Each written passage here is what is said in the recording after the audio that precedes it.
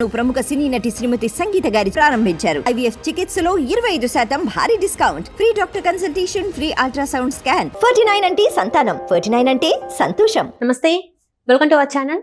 నేను సిరి.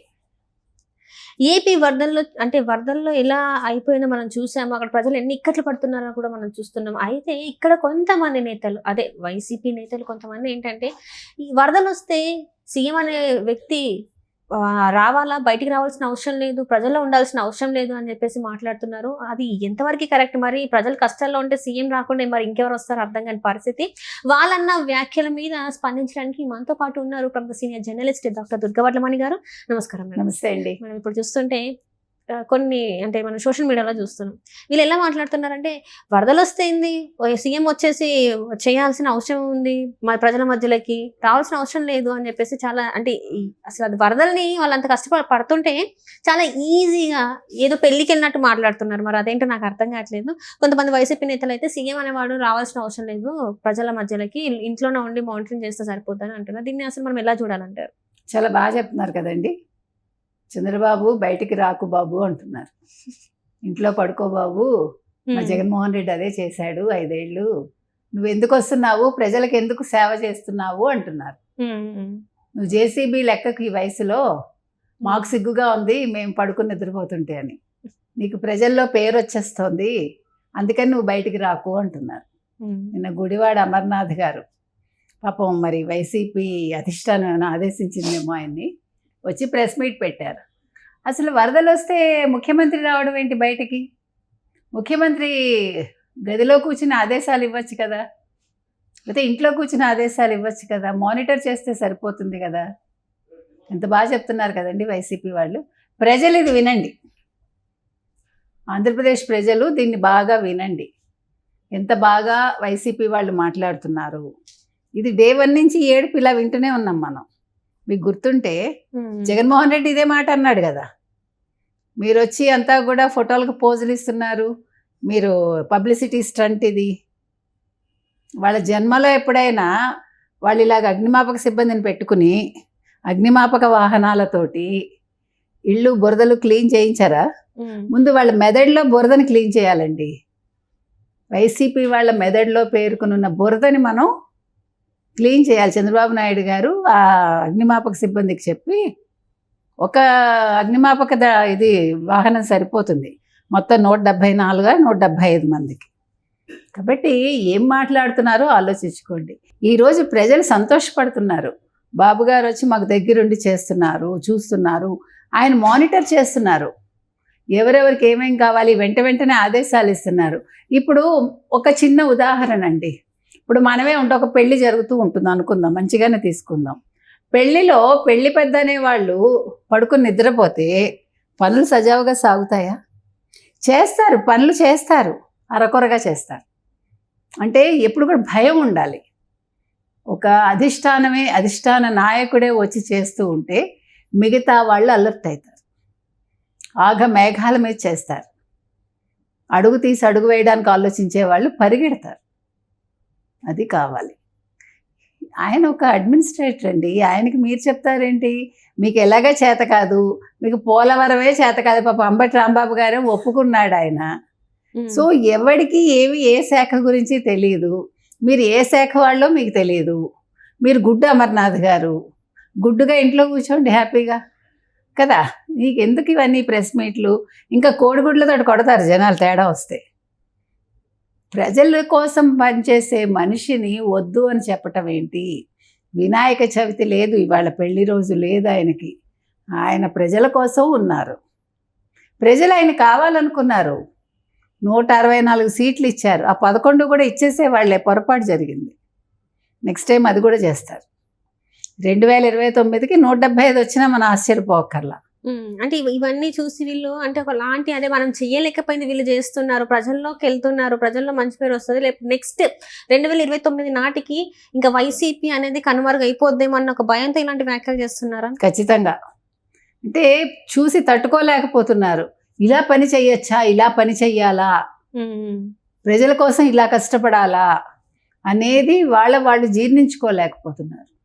ఎప్పుడు రాసలీలలు ఈ మధ్యకాలంలో, సెకండ్ సెటప్లు, నిన్న చూసాం కదా, మాధురికి ఇల్లు రాసిచ్చాడు. ఓ పక్క ఇక్కడ వరదల్లో చచ్చిపోతూ ఉంటే అక్కడ ఇల్లు రాసిచ్చాడు. అది కూడా పెద్ద రచ్చ అయిపోయింది. పెద్ద రచ్చ. ఏం చేస్తున్నారు మీరు? జగన్మోహన్ రెడ్డి లండన్ ఎలా పారిపోదామని ఆయన, కోర్టుకి ఎలా వెళ్లకుండా ఎగ్గొట్టాలని ఆయన. రేపటికి రిజర్వ్ అయినట్టుంది ఆ తీర్పు. సో ఇన్ని జరుగుతూ ఉంటే వీళ్ళు, ఆయన ఏదో ఓ రోజు వచ్చి హడావిడి చేసేసి ఓ పావు గంట అరగంటో ఇదిగో అన్నాడు, ఏదో తాయిలో చూపించినట్టు చూపించేసి ₹1,00,00,000 అన్నాడు. మరి 1,00,00,000 హాంఫర్ట్ అయిపోయిందేమో కదా. అందరు కూడా అదే చర్చిస్తున్నారు. లాస్ట్ టైం కూడా హుదూద్ తుఫాన్ వచ్చినప్పుడు కూడా అప్పుడు కూడా 50 లక్షలు అని చెప్పి ఇంతవరకు వాళ్ళు మేము కూరలు పంచిపెట్టాము, పాలు పంచిపెట్టాము, పెరుగు ఏవో చెప్పారు కదా, కట్టుకథలు అవన్నీ. అంటే విరాళాల రూపంలో ఇట్లా పంచిపెట్టింది ఇది లెక్క చెప్తున్నారు. ఎవరి దగ్గర కొట్టేస్తారు. మీకు తెలుసో లేదో పెద్దవాళ్ళ పరిస్థితి ఎట్లా ఉంటుందంటే, మామూలుగా ముఖ్యమంత్రుల స్థాయిలో వాళ్ళు, అంటే ఇలాంటి వాళ్ళు జయలలిత హయాంలో చూసాం, మళ్ళీ ఈయనతోటే చూసాం. అంటే ఇప్పుడు మీరు కూరగాయల వ్యాపారం అనుకోండి, నువ్వు వాళ్ళ ఇళ్ళకి అంటే ఒక 100 ఇళ్ళు ఎంతో చూపించి నువ్వు వాళ్ళకి ఒక్కొక్క కిలో ఇచ్చేసేయి, బంగాళదుంపలో టమాటాలో మరొకటో అట్లా. వాడు ఎవరి అంతే, పేరు నీకు కదా, ముఖ్యమంత్రికి పేరు కదా. అదే కదా మొన్న కూడా అంటున్నాడు. అప్పుడు ఎప్పుడు అన్నమయ్య డ్యామ్ కొట్టుకుపోయినప్పుడు కూడా 15 రోజులకో 16 రోజులకో వెళ్ళాడు. 46 మంది 47 మంది చచ్చిపోయారు. చాలా మంది గల్లంత అయిపోయారు కదా. ఊళ్ళు కొట్టుకుపోతే వెళ్ళి, కిలో టమాటాలు వచ్చాయా మీకు, కిలో బంగాళదుంపలు వచ్చాయా అని అడిగాడు. అంటే ఆయన స్థాయి అది. కాబట్టి ₹1,00,00,000 ప్రకటిస్తాడు ఆయన ఇచ్చినప్పుడు కదా. ఇప్పుడు నోటి మాటదే ఉంది, ఇస్తాం మాటదే ఉంది. అంటే మాట మీద నిలబడాడు. అంటే ముందు నుంచి ఉందే కదా, మాట తప్పను మడమ తిప్పను అంటే దానికి వ్యతిరేకంగా మీరు తీసుకోండి. ఆయన ఏదైనా మంచి చెప్తే దానికి చెడుగా తీసుకోండి మీరు. అది జగన్మోహన్ రెడ్డి ప్రత్యేకత. అంటే రాజశేఖర రెడ్డికి అది లేదు మళ్ళా.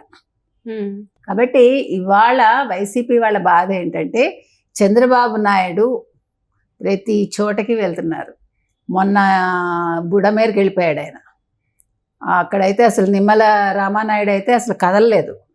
అక్కడే ఆ వర్షంలోనే ఆ బురదలోనే అక్కడే భోంచేశాడు ఏదో టైంకి. తర్వాత అక్కడ 3 గంటలు పూడ్చారు. 3వ గంట చాలా కష్టమైనా కూడా పూడ్చారు. దగ్గరుండి చూశారు, ఈయన పర్యవేక్షించారు, ఈయన లోకేష్ అందరూ, చంద్రబాబు నాయుడు గారు అందరూ. అది వీళ్ళకి తట్టుకోలేకపోతున్నారు. బుడమేరు పాప ఎవరిదండి? వైసీపీదేగా, అందరికీ తెలిసిన భాగవతమేగా. ఇప్పుడు మనం నిన్న మాట్లాడుకున్నాము పడవల గురించి, ఇవాళ బయటకు వచ్చింది కదా. నిన్న మన నందిగం సురేష్ పేరు చెప్పాము. ఆయన ఎవరు? ఉషాద్రి వీళ్ళ పేర్లే వచ్చాయి కదా. ఆ రఘురాము వీళ్ళందరూ. అంటే ఇప్పుడు ఇక్కడ నాకు అర్థం కాని విషయం ఏంటంటే, ప్రకాశం బ్యారేజ్ ని కూల్చేసి ఆ నీళ్ళతోని ముంచేస్తే అసలు ఏంటి అంటే ప్రజల పరిస్థితి, ప్రజలు ప్రాణాలు కోల్పోతారు, ప్రాణ నష్టం వస్తుంది. చాలా వరకు అసలు పరిస్థితి వేరే ఉంటుంది. అదంతా అవసరం లేకుండా జస్ట్ ఒక ప్రభుత్వానికి చెడ్డ పేరు తీసుకురావాలన్న ప్రయత్నం చేయడానికి ఇంత పూనుకోవాలా మనుషులు? ప్రజల ప్రాణాల పైన కూడా ఏం కాదనుకోని ఏంటండి, ఇప్పటికీ ప్రజలకు అర్థం కాకపోతే ఏం చేయలేము. ఎలాంటి శాడిస్టు ఎవరు? జగన్మోహన్ రెడ్డి. మనం కిమ్ముని చూసాం కదా. కిమ్ము మన ఒక్క మంచి పని మాత్రం చేశాడు. మంచో చెడో మనకు తెలియదు. వరదలు వస్తే అధికారులు సరిగా స్పందించలేదని 300 మందిని ఉరి తీశాడు. అబ్బా, వాళ్ళు స్పందించలేదని. అప్పుడు ఇవాళ వైసీపీ వాళ్ళని ఏం చేయాలి ఇలా మాట్లాడినందుకు? అర్థమైందా మీకు? కాబట్టి ఈయన సరిగా పని చేయిస్తున్నాడు, అధికారులను పరుగులు పెట్టిస్తున్నాడు. పని చేయడం ఏంటి చంద్రబాబు నాయుడు? 7-10 వయసులో ఇంట్లో కూర్చుని నిద్రపోక, మనవాడితో ఆడుకోక. సో ఏదైనా కూడా వీళ్ళకి తలవంపు అయిపోతుంది మొత్తానికి. వీళ్ళు చేయండి, వీళ్ళు అంటే అధికార పార్టీ చేస్తుంది కాబట్టి వీళ్ళకి ఇబ్బంది అవుతుంది. దానికోసం ఇవన్నీ మాటలు అంటే మరి ఇవన్నీ కూడా దీని ఇంపాక్ట్ ఫ్యూచర్ లో ఉంటుంది కదా. ఇది ఇవాళతో ఆగిపోదు.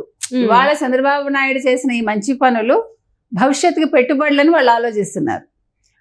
వాళ్ళు చేసిన చెడ్డ పనులు ఇవాళ వాళ్ళకి 11 సీట్లకు పరిమితం చేశాయి.